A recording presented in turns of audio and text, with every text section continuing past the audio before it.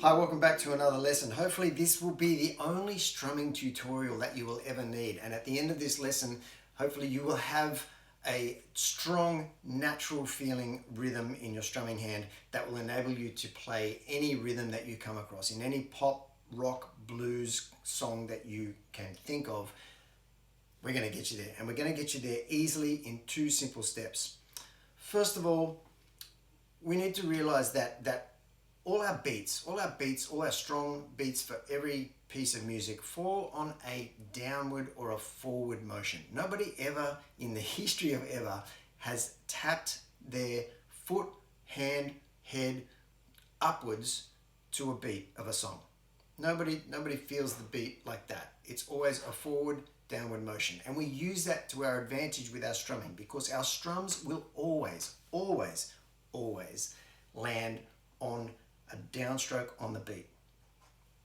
And depending how fast that rhythm is going, whether we're counting it in eighth notes, which are quavers, or 16th notes, which are semiquavers, we are always landing 1, 2, 3, 4 on a downstrum. We are also landing our ands on downstrums as well. So if we can go 1 and 2 and 3 and 4 and, we can do any strumming pattern we need naturally and easily, because if you're going 1 and 2 and 3 and 4, and it doesn't matter whether you're using picks or fingers or whatever, 1 and 2 and 3 and 4 means you are already doing the in-between strums because you're coming back up for another down strum. They are the strums that land on the in-between notes. 1 E and a, 2 E and a, 3 E and a, 4 E and a 1.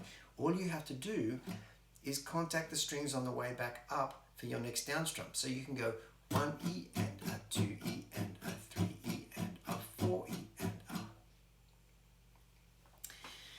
If you can do that, if you can do a 16th note beat steady enough so that you can send your strumming hand on autopilot and you can hold a conversation with someone whilst keeping a very steady tempo in 16th notes. If you can do that, then you can do any strumming pattern you want easily.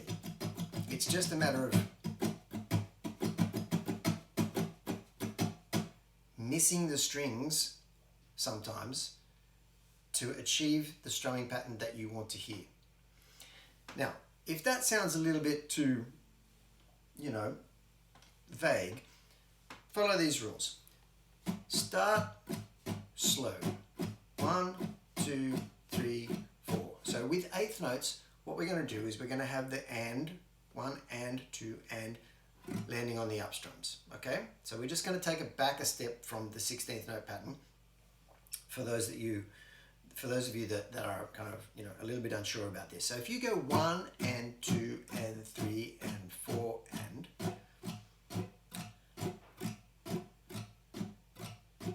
if you speed that up, you call them 16th notes. 1 E and a 2 E and a 3 E and a 4 E and a 1 and 2 and 3 and 4 and. So if you turn the sound off to this video, you would see no difference to what my hand is doing, whether I'm strumming 8th notes, 16th notes, or a particularly complex pattern, like a... You would just see my strumming hand going in a 16th note pattern, and that's the key. So get that steady, comfortable, to the point where you can actually do that automatically. And you can practice without a guitar. You can just practice strumming that 16th note pattern on the side of your thigh as you're listening to music anywhere, anyhow. Get that into your body so that you can feel that rhythm instead of intellectualizing it. That's the first step. What I'm going to do now is I'm going to walk you through a whole bunch of different strumming patterns that are all based around either 8th note patterns or 16th note patterns, just to show you how this is applied in real terms. They're going to give you a lot of good strumming patterns that you can use in many different songs.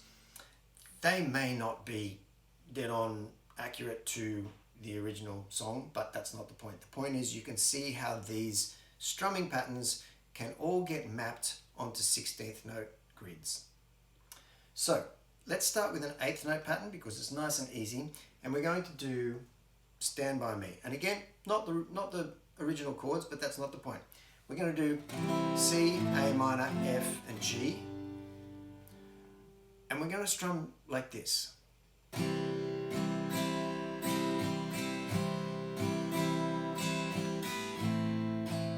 you might be taught this strumming pattern as a down, down, up, down, up, down, down, up, down, up. But it makes much more sense to think of it as an eighth note pattern. 1 and 2 and 3 and 4 and 1 and 2 and 3 and 4. And within that pattern, you're going down, down, up, down, down, up, down, down, up. So now, just miss out the strums that you don't want to hear. So you go down, down, up, down, down, up, down. And key to this also is if you've got a beat there that you're not strumming, your hand is still moving past the strings. Keep your hand moving in that rhythm so that your hand keeps you in time. As soon as you have to start and stop your strumming action, there's a little part of your brain that needs to be devoted to counting and restarting that action. If you keep this moving automatically, it does away with that need and you can focus on chords, singing, whatever it is. But your rhythm will become much, much more natural and much stronger as a result.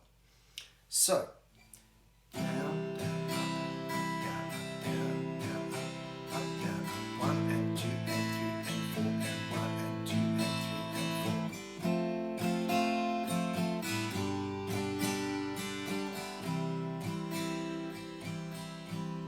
4. That's your first rhythm. Next rhythm is another eighth note rhythm, and this is going to be the only other eighth note pattern, and then we'll jump into 16th notes because it's just a matter of tempo, really, the difference between these ones. However, Gloria.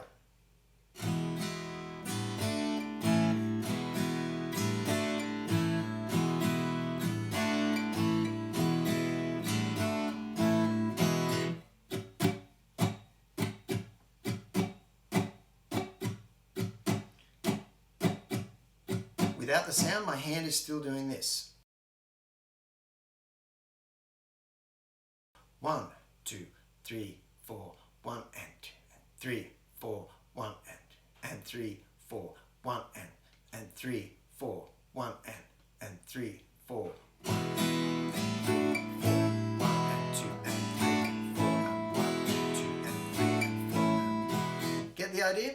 It should be natural. It should just really swing. And the beautiful thing about this, one of the best things about this is that if you are swinging your hand in that tempo, 8th notes, 16th notes, if you mess it up, if you hit the strings, if you do a strum when you're supposed to miss the strings, it still sounds good because you are still in time with the song, you're still in the right tempo, and you can just keep going and you can recover from that. It's not even a mistake.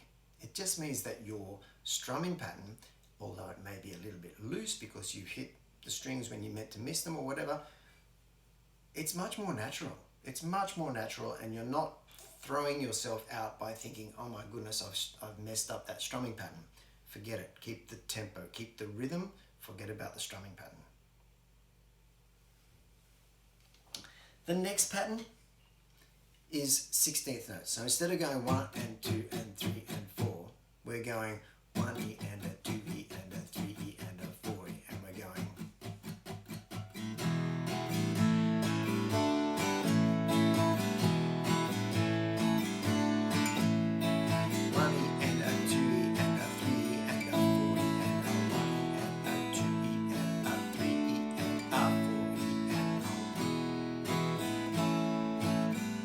There's something that's happening here which I'll point out, which is also a really handy thing to know with your strumming patterns, is that on the last beat of each set of semiquavers, so a set of semiquavers is 4 semiquavers because that constitutes one beat, right?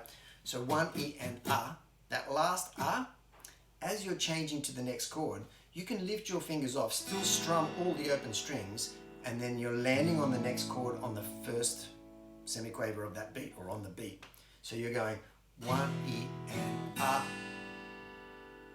2 E and A, 3 E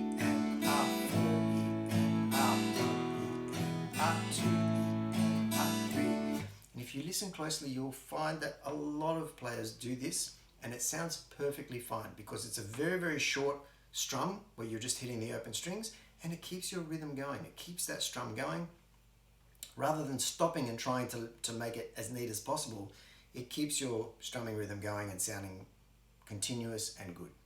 The next one is a Jack Johnson song, Inaudible Melodies. Watchers of this channel will know I'm a big fan of Jack Johnson, but here is a rhythm that may sound a little bit different and a little bit more complex, but it's again on these 16th notes.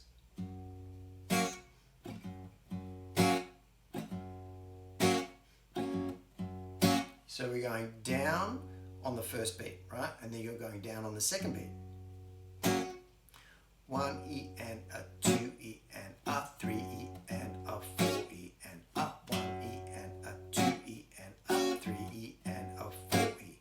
Now what's happening here as well is the other factor to make your strumming rhythms come alive, and that is squeezing the notes or the chords on with your fretting hand and releasing the pressure without necessarily lifting your fingers off the string. So if you want to cut a chord short, all you have to do is stop squeezing it.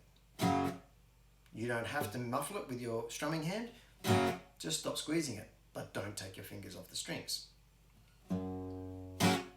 Like that. So the first note, which is just that single bass note, we keep on, but as soon as we hit that second beat and strum the rest of the chord, we release the pressure. And then the next little upstrum, which comes on the fourth semiquaver of the second beat, is just a little ghost note, right? And that's a strum when you have released the pressure, but not your fingers, from the strings. So you get this kind of sound. And that is another great sound to get into your rhythmic playing, because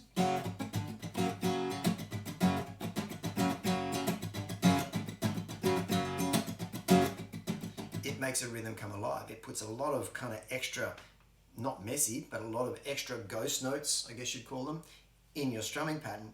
But again, it fills it out and it keeps it going.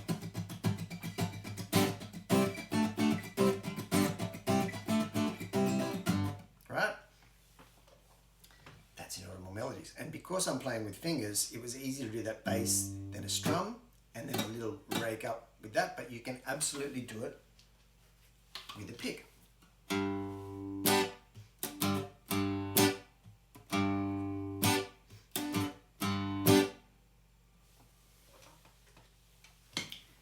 Next one is a very famous song, in Australia at least, by Vance Joy, called Riptide. Here's a more of a traditional strumming pattern.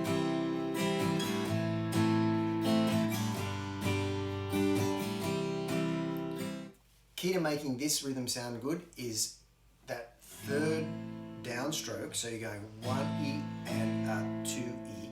That 2. Make sure you're moving down past the strings on the 2. Make sure you're feeling that 2 beat, because it keeps your hand moving.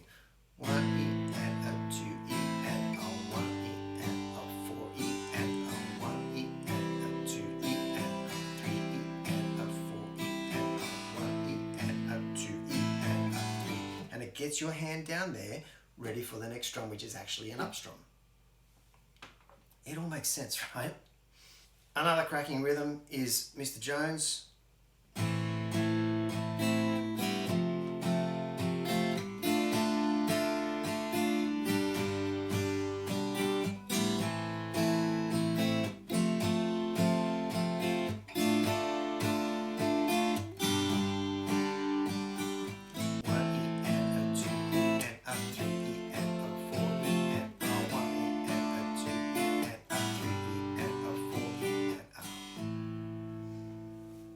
Great rhythm. And there you just got a tiny little spot there halfway through your second beat and your fourth beat where you actually stop the chord by lifting the pressure off.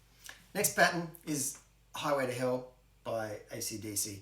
It's a longer pattern, but it's 8th notes, and it starts with a pickup bar, but then after that you'll see how it slots into that 4-bar pattern. So you're going 1 and 2 and 3 and 4 and 1 and 2 and 3 and 4 and 1 and 2 and 3 and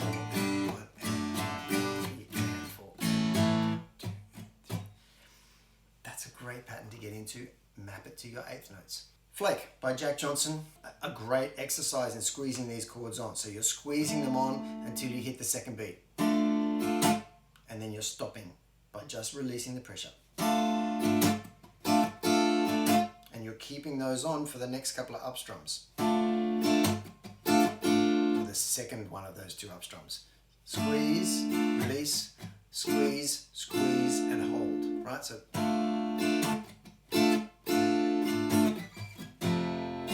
squeeze, hold. Squeeze, squeeze, hold. Does that make sense?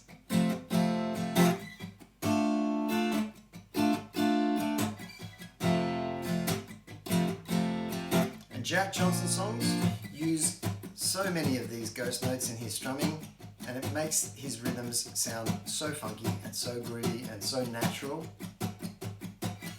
You can't resist. Another one that's kind of a similar rhythm to Flake.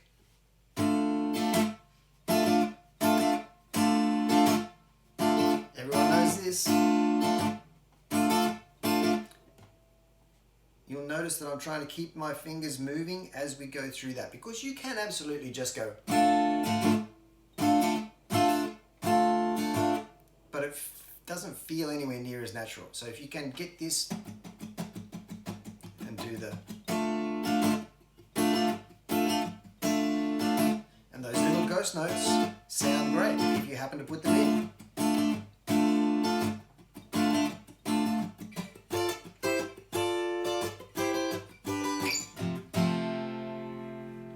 Finally, I have to put this in because, again, not the actual chords, but for these intents and purposes, I'm playing this song in the key of E minor.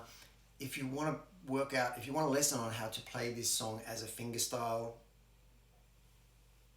then I'll put a link below to the actual tutorial that I've done to do Smells Like Teen Spirit fingerstyle, because it's really fun to play.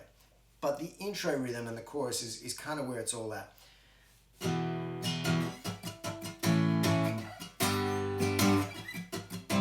So down, but again, if I say down, up, down, down, up, up, it doesn't sound anywhere near as natural and doesn't make anywhere near as much sense as thinking of it in terms of where those drums land on the beat. So think beats, don't think down, up, down patterns, okay? And we're going 1E and up, 2E and a 3E and a 4E and a 1E and a 2E and a 3E and a 4E and a 1E and a 2E and a 3E.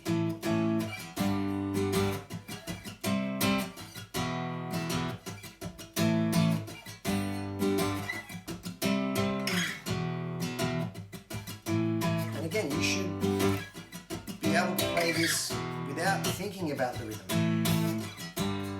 You know what it sounds like? And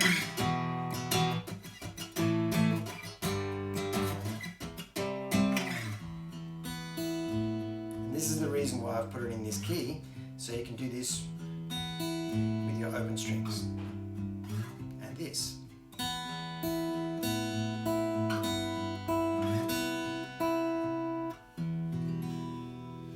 So there's a bunch of patterns that should actually illuminate what I'm trying to say or illustrate what I'm trying to say about getting your strumming pattern nice and natural. Please go back and watch this a few times if you need to. Download the chart. It's got all those patterns written on there with strumming directions underneath the right beats, so you will be able to go back and nail these rhythms whenever you feel like it. I hope this helps your strumming rhythm. Your strumming rhythm should be natural and it should be fun, and honestly it makes playing so much more enjoyable when you are not concerned about following a strumming pattern, and it makes you sound better, which is, you know, two of the main things about playing music, right? So thanks for watching, hope it's helpful. Reach out to me, let me know how you go with this. Please let me know if it helps, because I've been thinking about doing this lesson for a while. A lot of people have asked me to do a lesson on strumming, and this, I hope, will be very helpful to a lot of you. Thanks for watching. See you next time.